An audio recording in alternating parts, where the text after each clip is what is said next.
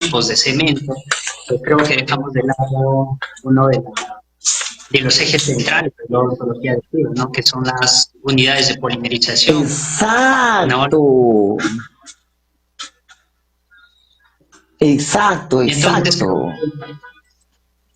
al dejar de lado eso, es un tema muy, muy relevante, ¿no? Para poder realizar nuestra práctica clínica de una manera adecuada. Entonces, tener una muy buena lámpara con una intensidad correcta. Claro, En cada caso clínico vamos a necesitar diferente intensidad, ¿no?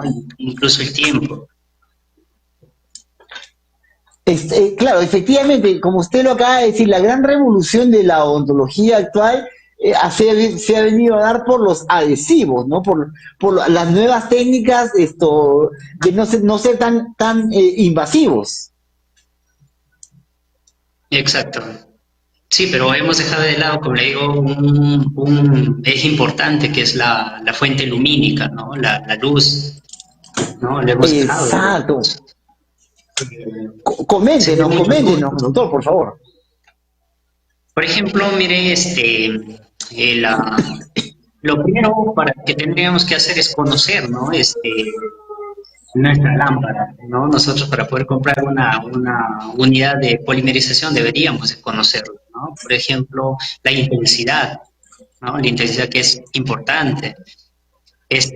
Cuando hablamos, si nos vamos a la evidencia, nos dice que una bocina necesita 16.000 joules o hasta 24.000 joules de energía para tener una correcta polimerización o para tener un correcto grado de conversión. Entonces, nosotros tenemos que calibrar nuestra lámpara, ¿no? Entonces, si Ajá. queremos saber cuánta energía energía es igual intensidad por tiempo igual energía, ¿no? Entonces tenemos que conocer la intensidad de nuestra unidad de polimerización y el tiempo correcto que lo vamos a dar en la clínica, ¿no? Para llegar a una energía adecuada para tener un correcto valor de conversión, un correcto grado de conversión. Entonces, esto aquí nos conlleva a tener menos cantidad de monómeros libres, ¿ya? Y por ende menos sensibilidad posoperatoria, ¿no? A veces se ve mucha sensibilidad posoperatoria. Y eso también se debe a un incorrecto polimerizado de mi adhesivo, a un incorrecto polimerizado de mi resina, ¿no? Entonces, eso conlleva quizás a múltiples alteraciones de las restauraciones. También disminuye la longevidad de la misma, ¿no? Mi resina ya no va a durar mucho, ¿no? Sino su tiempo de vida clínica va a ser menor. Qué interesante lo que nos está comentando el doctor.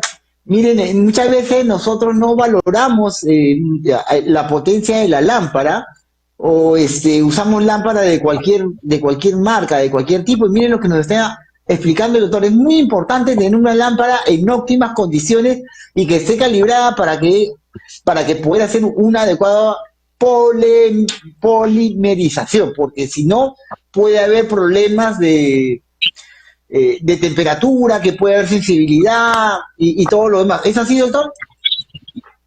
Exacto, doctor. La intensidad, por ejemplo, actualmente las lámparas que están entrando al mercado nacional ya cuentan con un radiómetro, ¿no? Entonces, al tener un radiómetro, yo puedo calibrar qué intensidad tiene mi unidad de polimerización y eso nos da una ventaja. Entonces, estamos volviéndonos muy objetivos en la parte clínica. Entonces, toda unidad de polimerización debería tener su radiómetro, ¿no? ¿Para qué? Para saber cuánto es la intensidad y cuánto tiempo voy a trabajar. ¿No? ¿Cuánto tiempo voy por ejemplo, 20 segundos, 15 segundos, 10 segundos, que voy a utilizar mi unidad de polimerización? Excelente. Doctor, mire, han entrado preguntas al chat interno aquí del canal y nos pregunta, doctor, ¿y qué opina de las lámparas de última generación que solamente necesita 1, 2, 3 segundos? Bueno, sí, a ver, ¿nos puede comentar algo?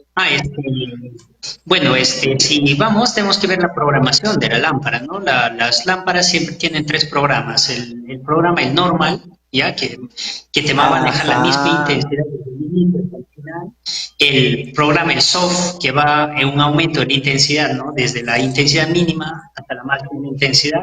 Y eso también nos ayuda bastante a disminuir el factor C. Pero las lámparas de curado de 3, de un segundo, se ha pensado más para el tema de pegado de brackets, no para la odontología restauradora, ¿no? Para la parte aditiva. ¿Por qué? Porque si yo quiero utilizarlo para brackets, ya es diferente. ¿Por qué? Porque aún así, todavía yo creo, en particular recomendaría que no utilicen ese programa rápido. Esa opción, ¿Por qué? Porque esa opción. no, exacto, no va a llegar a un grado de conversión la resina de ortodoncia, ¿no? Que se utiliza. ¿Por qué? Porque cuando hablamos en odontología no hacemos polimerizado a 0 milímetros. Ya, cuando está el bracket ahí, el bracket tiene una altura, por ende, el polimerizado no va a ser a 0 milímetros. Por ende, yo necesito darle el tiempo adecuado, ya, el tiempo adecuado de polimerizado, ¿para qué? Para que esa resina tenga un grado de conversión. Pero si yo utilizo, por ejemplo, hay lámparas que manejan 2000 miliwatts por centímetro cuadrado a 2500 miliwatts por centímetro cuadrado en un segundo. Si yo multiplico 1, ahí estamos, la intensidad es 2500, ¿no?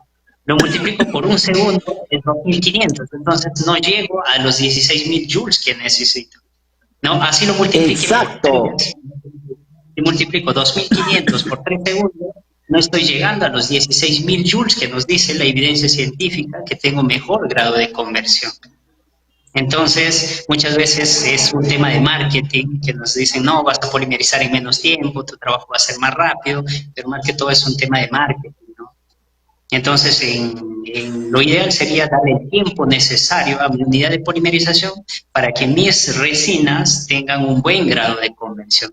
Y por ende voy a tener menos cantidad de monómeros libres y por ende la red polimérica que forme va a ser mejor, ¿no? Entonces voy a tener mayor estabilidad, que hasta mi bracket se va a pegar mejor. Ok, doctor, fíjese, qué tema tan interesante, queridos amigos, y colegas. Miren, doctor, ¿qué pasa? Bueno, quiero aprovechar un poco, doctor, para hacerle las preguntas que están entrando aquí, que los colegas están que lo siguen. Pregunte, doctor, buenas tardes, ¿cuál es el proceso? Dice, doctor, buenas tardes, ¿cuál es el proceso que no se llega a hacer, es la polimerización, para que se produzca sensibilidad? Ahí está. ¿Se entiende la pregunta? Perdón, no. ¿Me podría repetir la pregunta, por favor? La pregunta básicamente dice así, ¿no? Doctor, ¿cuál es el proceso que no se cumple? Vamos a hacer el proceso incompleto para que se produzca la sensibilidad. Esa es la pregunta. Ya, mire, uno de los factores importantes, por ejemplo, en la parte de adhesión, ¿no? Es que no controlamos la profundidad de nuestra cavidad. Por ejemplo, si nosotros tenemos mientras más profunda sea la cavidad, necesito mayor intensidad de luz, ¿ya? Necesito que mi luz llegue hasta dónde está mi adhesivo, ¿no? Entonces, uno de los factores, por ejemplo, factores sensibles, digamos, para la polimerización, uno es la distancia a la que polimerizo.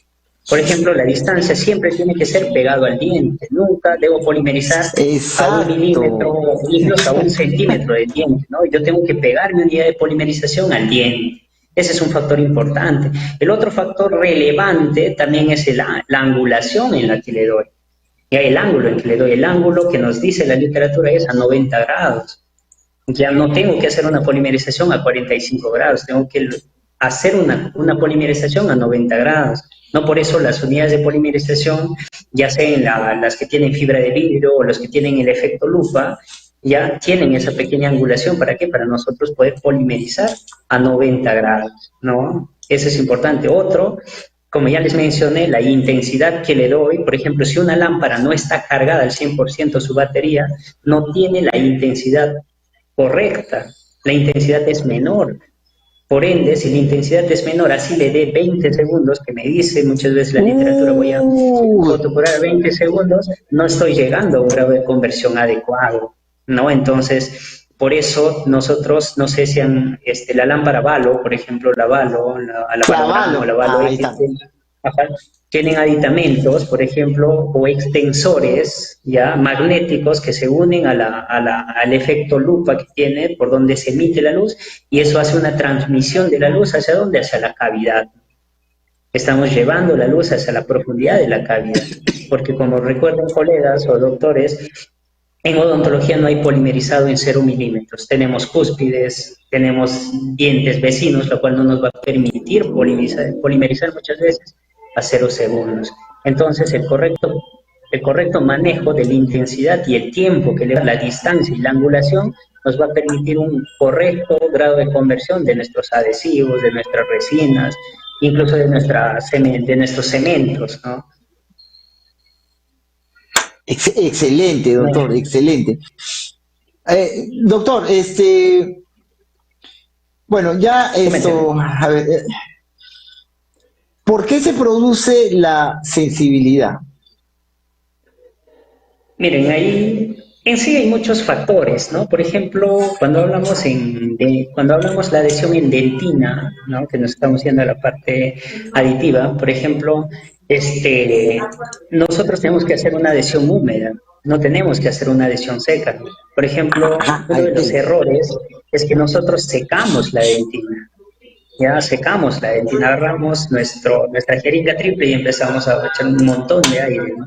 ¿Eso qué genera? Que las prolongaciones citoplasmáticas se caigan, se rompan las prolongaciones citoplasmáticas. Por ende, ¿qué estoy haciendo? Estoy secando mi dentina. Yo necesito, mi dentina es un medio húmedo. Ya mi dentina es un medio húmedo. Por eso lo correcto sería cuando hacemos adhesión, hacer una adhesión húmeda, ¿no? Una adhesión, utilizar papeles estériles, papeles absorbentes, no estéril, y secar la cavidad, pero más no utilizar el aire de nuestra jeringa triple, ¿no? Porque eso seca la dentina y por ende voy a tener sensibilidad posobronquial. Mi capa híbrida no se va a formar bien. Por ejemplo, otro de los factores es cuando utilizamos adhesivos, los adhesivos no los frotamos o no damos el tiempo suficiente para que el solvente también se evapore, ¿no? A veces pensamos que muchas veces al colocar mucho adhesivo es mejor para la cavidad. Y no es así, ¿no? Es colocarlo a cantidades correctas y frotarlo, ¿no? La literatura nos dice que tenemos que frotar 20 segundos. No, 20 segundos de frotar. Y eso ¿qué va a conllevar? A que el adhesivo impregne y mejoremos la capa híbrida. Exacto. Doctor, qué interesante lo que nos está comentando. A ver, entonces, voy a ir yo preguntando, doctor, ya aquí para que están preguntando, así que yo mismo voy a hacer, ¿ya? Doctor, entonces, ya. Preparo mi cavidad, dice, preparo mi cavidad, y bueno, coloco el ácido, coloco el adhesivo, ¿no? Y bueno, lavo y ya no seco. Eso es lo que más o menos debo de entender. En el tema de lo que es la adhesión, debemos entender bastante qué sistema adhesivo utilizo, ¿no? Por ejemplo, en la actualidad en el mercado nacional, bueno, uno de los adhesivos ampliamente utilizados, ¿no? Son los Etch and Rise de 3 pasos, ¿no? Ya, por ejemplo, el famoso Optibond FL, no sé, ya lo tenemos acá en el mercado nacional. Y el Optibond FL, por ejemplo, presenta primer. No presenta, pero va a depender bastante del sistema de adhesivo que utilicen. Si tienen adhesivos, por ejemplo, de 4ª generación, perdón, me estoy equivocando, de 4ª generación, el de 3 pasos, el de 5ª generación, ¿ya? O los adhesivos self-etch o los multimodo, ¿no? Por ejemplo, los universales, que lo podemos utilizar con grabado ácido o sin grabado ácido, va a depender bastante de eso. Por ejemplo, tenemos la cavidad, hacemos el grabado ácido, puede ser el grabado total o puede ser grabado selectivo. En particular, yo recomiendo que utilicen el grabado selectivo, porque los tiempos en esmalte y en dentina son diferentes, y la adhesión en esmalte y en dentina es diferente. Después de eso, ¿qué tengo que lavar? Tengo que lavar. Por ejemplo, en dentina se puede colocar el grabado ácido, el ácido grabado por 5 segundos y yo tengo que lavar el doble de tiempo que grabé, ¿no? Si grabé 5 segundos, yo tengo que lavar 10 segundos, a 20 segundos, ¿no? La literatura nos dice que debemos lavar a 30 segundos. Después de eso, yo para para secar ese excedente de agua que quedó en mi cavidad, yo no lo voy a hacer con la jeringa triple, ¿no? No voy a echar la gran cantidad de aire a fuerza. Lo que tengo que hacer es con papeles absorbentes estériles, ¿no? Coloco el papel absorbente dentro de la cavidad. Puede ser una gasita, una bolita de gas. Puede ser una gasita, ¿no? En particular no recomiendo la gasa, ¿por qué? Porque puede dejar micro pelusas, como le decimos, o las pelucitas, lo vemos así, entonces eso puede conllevar a que haya filtración a futuro, ¿no? Entonces lo importante es secar con el papel absorbente. Entonces, ¿qué estoy eliminando? Estoy eliminando el excedente de agua, pero no estoy resecando mi dentina. Mi dentina sigue manteniendo esa humedad. Doctor Vigo, el tiempo nos ha ganado. Lamentablemente, mire, el tiempo nos ha ganado, ya tenemos al doctor Corbeto conectado con nosotros, entonces tenemos que pactar un nuevo programa porque hay un montón de preguntas que se están quedando en el tintero. Entonces quiero agradecerle su presencia en el programa, pues, y pactar una nueva entrevista, por favor, doctor, que nos regale un tiempo. Y porque estimados amigos, lamentablemente así es el tiempo acá, no hay más. Doctor, algún Facebook, algún WhatsApp. El doctor estaba hablando desde Amazonas, entonces, doctor, sus palabras finales, por favor. Doctor, muy agradecido por la oportunidad, por el espacio que me ha brindado. La verdad es la primera vez que estoy así por este medio. Ya, yo soy docente, pero como dice, una cosa es estar en aula y otra cosa es muy diferente estar frente a una cámara. La verdad, quizás un poquito nervioso. Ya, claro que sí, no se preocupe. Pero muy, muy agradecido por el tema, por la invitación. La verdad, creo que dentro de a usted, doctor, por su tiempo. Muchos temas interesantes para poder conversar, ¿no? Pero he optado por la unidad de polimerización porque es un tema que no se toca mucho. Me pueden encontrar en Facebook, estoy como Neisser Vigo, ya, Neisser Vigo Maicelo, ese es mi Facebook, ya, y mi número de teléfono es 929-579-264. Ya, solamente para contacto, por favor. Cualquier consulta me pueden escribir ahí, si desean alguna información, algún artículo, igual me escriben al WhatsApp y yo encantado de enviar la información, ¿ya? Porque tenemos mucha información que sería genial poder compartir. Doctor, muchas gracias, un gran saludo para todos los colegas y amigos de Amazonas. Próximamente ya estaremos por ahí. Muchas gracias, doctor, por compartir con nosotros. Gracias, doctor Vigo. Genial, doctor. Hasta luego, nos vemos. Muchas gracias. Gracias, doctor, gracias. Wow, qué tal tema, queridos amigos, nos quedamos cortos. Vámonos a la pausa.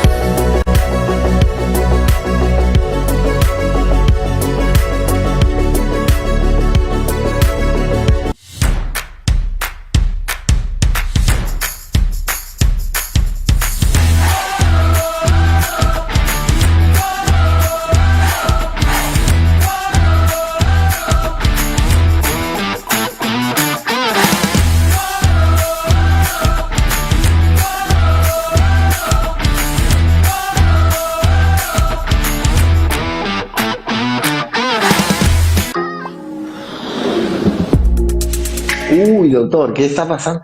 Bueno, queridos amigos, ya estamos de vuelta. Vamos a estar conversando con el doctor Marco Mendoza. Del tema es un temona, las denuncias y demandas en la atención odontológica. Así que esto se pone caliente. Doctor, muy buenas tardes. ¿Me escucha? Sí, muy buenas tardes, Yuri. Gracias por la invitación. ¿Me escuchas bien? Doctor, lo escucho perfecto, ¿ah? Gracias. Gracias por estar con nosotros, doctor. Muy Un gentil. placer, un placer, un placer. Hace tiempo tenemos esta entrevista pendiente, ahí estamos. Oh, Entonces, doctor, realmente que el poder conversar con usted, yo considero, queridos amigos, que el doctor Mendoza, Marco Mendoza, tiene muchas cosas para enseñar, tiene mucha experiencia, ¿no?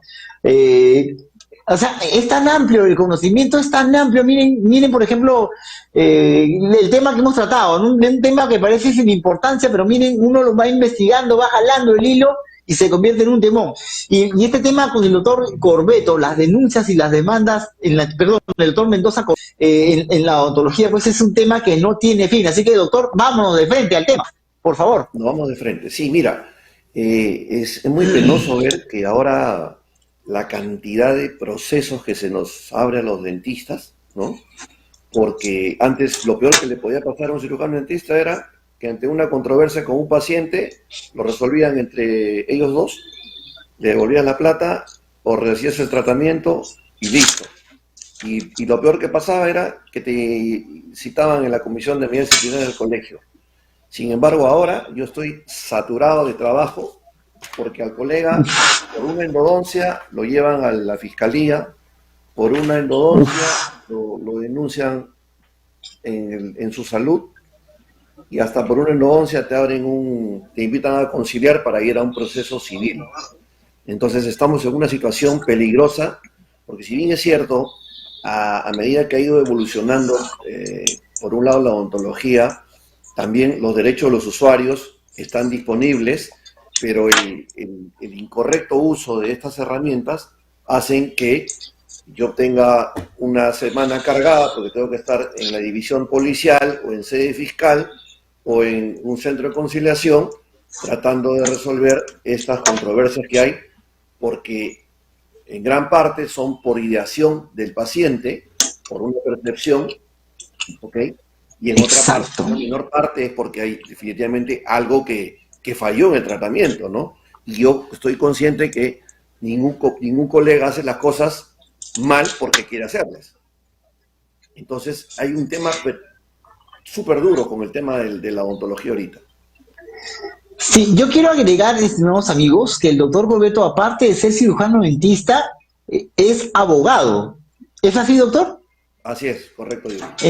Entonces, pues es todo un experto en estos temas, ¿no? Es todo un experto, porque el tema legal, pues mi papá era abogado, doctor, y entonces pues siempre he escuchado en mi familia todos esos temas legales, ¿no? Y también médicos y odontólogos, ¿no?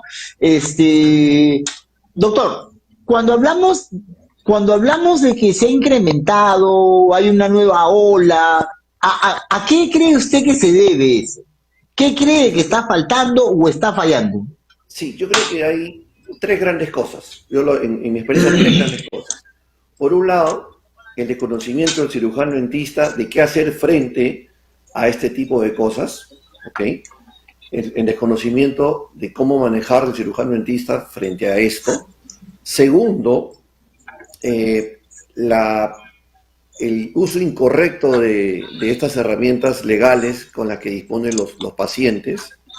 Y tercero, un poco viene a ser la tendencia de que suele pasar en todo gremio, ¿no? Siempre hay un infraterno, ¿no? Entonces, entonces, ¿qué pasa, no? Tú sabes que todos hacemos, si bien es cierto hay un protocolo, uno puede hacer variantes. Entonces, para mí, blanco no es así, para ti blanco es asá, entonces el paciente está en turno, Cruz dice, me dijo el doctor B que tu tratamiento está mal. Y por eso sabes que quiero que me devuelvas la plata. Que los implantes están mal. Entonces, las cuentas son 3 bloques. ¿Ok? Entonces, ¿cómo quitarle al paciente esa idea tergiversada de que lo que hizo el colega está mal? Entonces, como te decía en un comienzo, parte de la subjetividad, ¿no? Y de la percepción que tenga un colega a cómo resolvió el colega A ese tratamiento, ¿no? Pero como te digo, van parejo, ¿no? Ahora, dentro de ese saco, definitivamente sabemos que nosotros, la odontología es una profesión donde hay riesgos. Toda profesión médica hay riesgos.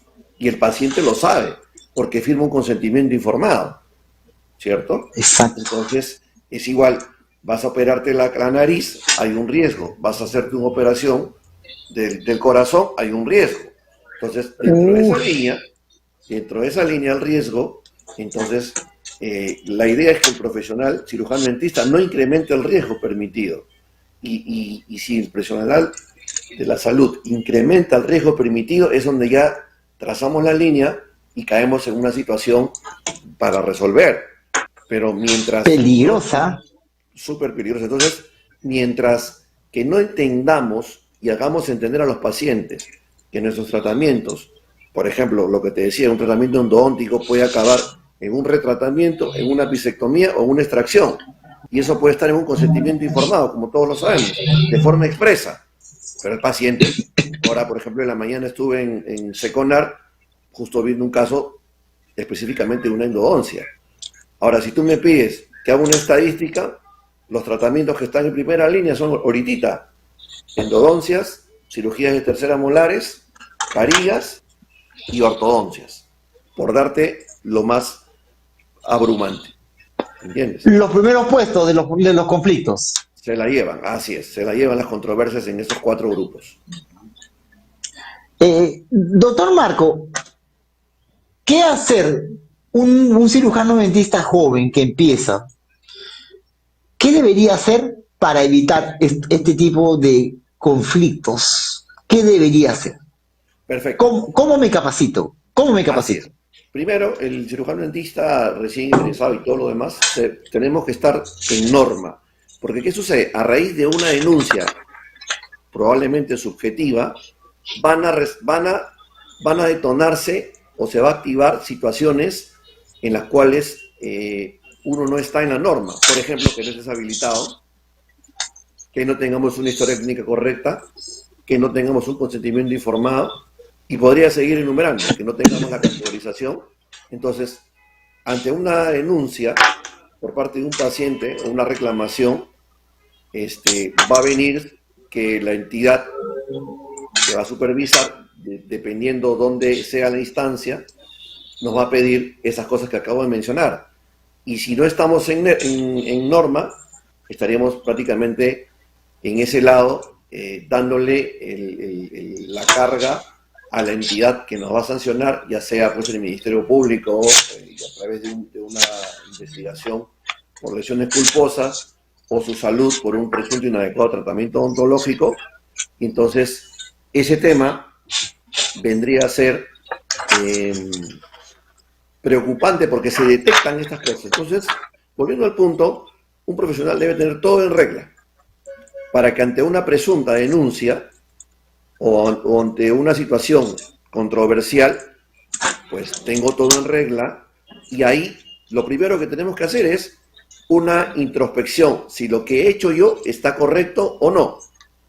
Si lo que he hecho yo está correcto y tengo toda mi documentación médico-legal conforme, que el paciente haga lo que quiera, porque sé que tengo todo conforme y tengo la de ganar. Pero si yo, sin querer, he hecho algo no conforme a la Lex Artis y tengo cola que me pisen, entonces yo tengo que ahí negociar con el paciente. O podría... Exacto, ahí está. Y nos evitamos el problema. ¿Me entiendes? Nos evitamos el problema. Pero Exacto. ¿qué pasa? Si hago una introspección, ¿no? Y digo, no, ¿sabes qué? Yo no voy a dar mi brazo a torcer, entonces se instala el conflicto y es donde el paciente puede ir a ponernos una denuncia en el Ministerio Público, llámese Fiscalía de la Nación, una denuncia en el Colegio Odontológico o una denuncia en su salud. ¿Ok? Y cada entidad tiene su materia. Si es en el Ministerio Público va a ser por lesiones culposas, si es en su salud por presunto inadecuado tratamiento odontológico, y si es en el colegio odontológico porque se violó una de los artículos o varios artículos del Código de Ética de acuerdo a lo tipifique en su denuncia, ¿correcto? Entonces, y peor aún es si el paciente nos quiere demandar, porque ya el tema de la demanda es un tema ya económico, va contra el patrimonio. Entonces ahí el paciente nos va a invitar a conciliar, y si nos llega una invitación a conciliar, ya tenemos que pensar que estamos camino al juicio civil, porque es requisito para iniciar una demanda civil haber agotado la vía conciliatoria. Entonces, un poco he tratado de darte el mapa inicial de que... La ruta. La ruta. Claro. Ok, entonces, estimados amigos, estamos conversando con el doctor Marco Mendoza Corbeto. Él es cirujano dentista y también es abogado. Y nuestro tema son las denuncias y demandas en la atención odontológica. Nos está hablando de un ranking de demandas, de denuncias, y menciona ciertos tipos de tratamientos que van ocupando los primeros lugares. Pero la parte más importante de esto es cuáles las recomendaciones, cómo evitamos nosotros llegar a tal o cual cosa. Y él lo primero que nos está diciendo es que estemos al día, estemos habilitados, registrados, todo en orden, todo en regla. Lo siguiente que él nos recomienda es que hagamos nuestro curso de negociación. Hay cursos de negociación en las diferentes universidades, por si acaso, estimados amigos y colegas. Existen los cursos de negociación. No tiene que irse a estudiar a Harvard, ahí con William Ury, el curso de negociación. No. Aquí en la César Vallejo hay en la César Vallejo, hay en Pacífico Business, en Católica, en Centrum, que le va a enseñar a manejar ciertos tipos de conflictos y retos. Y finalmente, el doctor que nos dice, esté preparado para poder negociar, para poder abrirse y no llegar al gran conflicto. Doctor, le toca seguir la ruta, por favor. Sí, y eso es importante porque, mira, si nosotros hacemos la negociación y lo plasmamos ya sea en un acto de conciliación o en una transacción extrajudicial, nos evitamos y el problema ya se extingue. ¿Qué es lo que va a pasar si nosotros... ¿Me quieres preguntar algo? ¿Sí? Sí, fíjate, están habiendo varias preguntas aquí en el chat interno. Entonces, mira, acá hay una pregunta de un colega que dice, doctor, ¿cuánto tiempo después de un tratamiento se puede efectuar una denuncia? ¿O a cuánto tiempo? ¿Sí? ¿Se entiende la pregunta? Sí, se entiende, claro. Por ejemplo, en la vía penal, que es la que ahorita está muy frecuente, el tiempo de la prescripción de una lesión culposa, que es la materia por la cual, el tipo penal por el cual nos van a denunciar, prescribe a los 4 años y medio, ¿ok? Entonces el paciente tiene hasta 4 años y medio para denunciarnos. Pasado ese tiempo va a ser, si la ingresa, el fiscal va a emitir una resolución de archivo liminar, porque no da lugar la apertura, porque ya prescribió, ¿ok? Y si es que lo apertura, el abogado tiene que ver cuándo fueron los hechos y tienes 4 años y medio. Entonces, esa es en la vía penal, ¿no? La vía administrativa son 4 años, en su salud son 4 años. En cambio, en la vía civil es un poquito más complicado ya, porque ahí te van a dar hasta 10 años dependiendo, ¿no?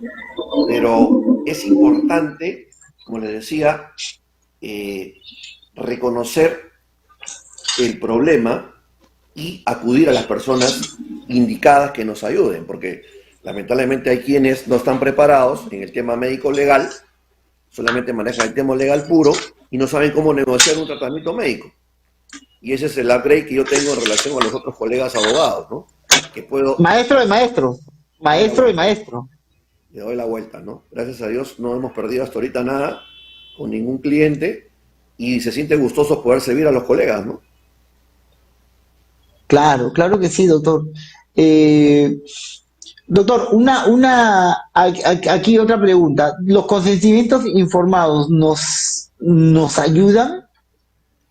Sí, nos ayudan claro bastante. Que te ayuda, pues. Nos ayudan bastante, definitivamente. El consentimiento informado es un excelente escudo protector, para, para cualquier situación, cualquier situación. Y eso no se puede prescindir del consentimiento informado. Con eso nosotros no podemos, porque como dije al comienzo, estamos evidenciando que hay un riesgo y él lo permite. ¿Ok? Entonces, Exacto. en ese orden de ideas, estamos blindados. Ahora, una cosa más para agregar. Si un paciente, por ejemplo, nos pide el libro de reclamación, pues hay que dárselo, porque también suele pasar que algunos colegas no se lo quieren dar y acaban denunciando su salud porque no leyeron el libro de reclamación. Entonces, si tú me haces la pregunta, ¿qué debe hacer? Ok, lléname el libro y luego lo descargo. Tengo 30 días hábiles para descargar ese reclamo. Listo. Otra cosa también que puede suceder es si me mandan una carta notarial. ¿Qué hacer, no? Porque a veces el paciente no quiere saber nada contigo y te manda un escrito. Es tomarle la seriedad a la carta notarial y obviamente proceder conforme a lo que se pide, ¿no? En la carta notarial. Pero ya tienes que ir despertándote que ese paciente probablemente ya se asesoró con un otro abogado y ya está apuntándote, y si no Al cuello. al cuello. Entonces ya tú vas oliendo para dónde va el problema. ¿Ok? Y Exacto. también... Sigue. No, yo quería recomendarles a los colegas que nos están mirando, tengan mucho cuidado con las expectativas del paciente, ¿ah? O sea, muchos de estos conflictos que el doctor nos está señalando empiezan en las expectativas. Por eso es que yo le digo, en las formas que usted ofrece el tratamiento, ¿ah?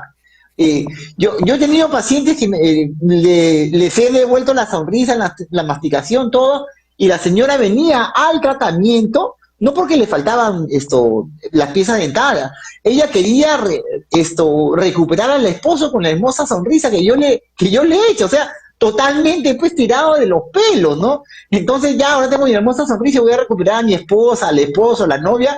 No, usted no va a hacer nada de eso, o sea, la expectativa tiene que tenerla bien clara y explicarla correctamente. Doctor, por favor.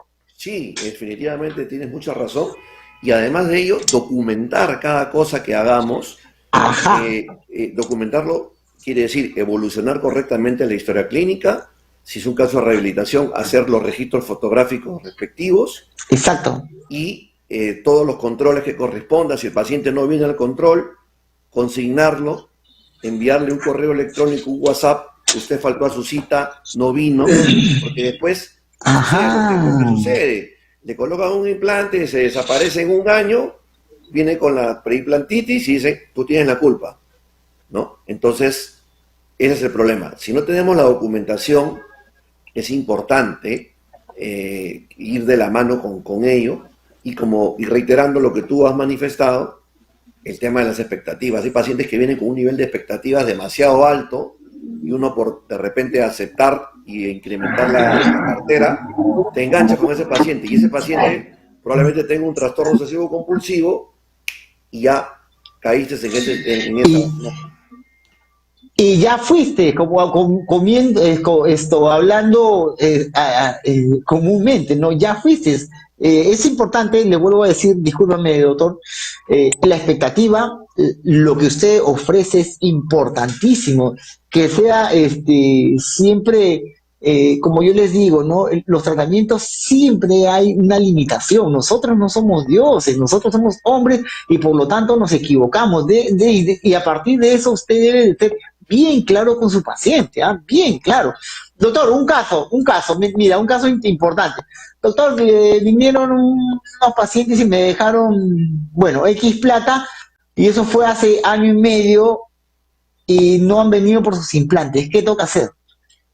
Ajá, interesante. O sea, la paciente le han dejado un dinero Interesante. y no han Ajá. venido, ¿cierto? Ahí hay varias No formas han venido. de proceder. La primera pregunta sería Sí. si emitió el recibo por honorarios o la factura o la boleta. Esa es la primera pregunta. Nada, doctor, nada. Entonces, Esa plata vino oliendo a tierra todavía, oliendo a tierra. claro, vino oliendo a detergente. ¿Ah? Entonces ahí corresponde hacer el extorno de ese dinero, ¿no? porque en realidad Uy. ya estamos haciendo con un dinero de un procedimiento que no se ha hecho, ¿no? Exacto, Y yo voy a pensar peligrosísimo. mal y va a tener muchas aristas, ¿no? Entonces, ¿Sí? me ha pasado a ver casos en los cuales yo he tenido que decirle, devuelve el dinero, hazle el extorno del dinero a la cuenta Y se acabó el correspondiente asunto. y se acabó. Exacto, Es muchas más, veces, y si, sí, y si tienen la fíjate, dirección, mandan una carta notarial diciéndole, toma tu voucher, ahí está tu plata, lo más sano. claro, lo más sano. De verdad que sí, de verdad que sí. Yo te voy a contar un caso que personalmente yo tuve ya, doctor Marco. Ajá. Un día viene una paciente vestida todo nuevecito, toda, desde el zapato hasta la carterita, todo nuevecito, ¿no? Pero le reviso la boca y algo no cuadraba, no cuadraba algo, ¿no? Alguien que está vestido así no tiene la boca en ese estado. Me dice, doctor, aquí le digo tanto, me deja tanto, viene la siguiente tanto, le digo tanto y me deja más de los tantos, ¿no? Y a las 15 días, así, una de las asistentes me dice, doctor, su paciente está en la televisión. Su madre! La paciente había tenido un problema y estaba saliendo en las policías. Detenía a la paciente. Al tiempo, viene la mamá y me dice, doctor, mi hija le dejó tanto dinero, ¿me lo puede devolver? Yo le digo, muéstrame el papelito que tu hija lo está autorizando, ¿no? Ujú. Bueno, pasan un par de años y la chica ya regresa vamos a decir, de viaje y viene a la consulta y me dice, doctor, ¿y me puede devolver mi dinero? Y yo le digo, sí, pero ¿sabes qué? Tu mamá aquí está ya su papel, su firma de que ya le devolví. La chica va corriendo y después regresa y le dice, doctor, no era mi mamá o mi mamá me robó. Qué problema, ¿no? Qué Totalmente. problema, qué, Sí, sí. qué Y hay, problema, totalmente. Y hay una recomendación qué aprovechando problema. el comentario. Toda devolución de dinero tiene que hacerse al nombre del titular y no se tiene que devolver en efectivo, sino que si es que en este caso, por ejemplo, desaparecieron, una transferencia bancaria. Pero si yo voy a hacer una negociación, una transacción, cheque de gerencia. Sí. Doctor Marco, realmente qué bueno conversar contigo, esos detalles, esos temas, esos tics los colegas tienen que, tienen que aprender para poder defenderse mejor.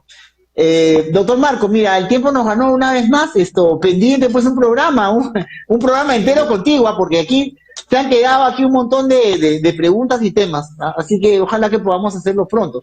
Doctor Gustoso. Marco Mendoza, ¿algún número de teléfono donde lo podemos encontrar, localizar, etcétera, etcétera? Yo te voy a llamar, Marco, pero para irnos al Queiroz o al Bolivariano, pero espero nunca llamarte Perfecto. para nunca Ahí, llamarte perfecto. para estos temas, ¿ah? Gracias por ello, gracias por ello. Me pueden ubicar por las redes sociales o si no al 9963 7 9963 7 ocho y Ajá. listo, por las redes sociales, Marco Mendoza Corbeto, te vamos a atender y inmediatamente si quieres agendar una cita te la vamos a dar. Estamos en Barranco, céntrico, en la avenida principal acá en la ciudad Ajá. Sierra, 1350, así que gustoso de atender a los colegas y resolverlos sus situaciones y sus conflictos. Un abrazo para todos. Listo. Doctor Marco Mendoza, muchas gracias por haber estado en el programa. Muy buenas tardes. Buenas Gracias. tardes, feliz noche. Bye bye. Gracias.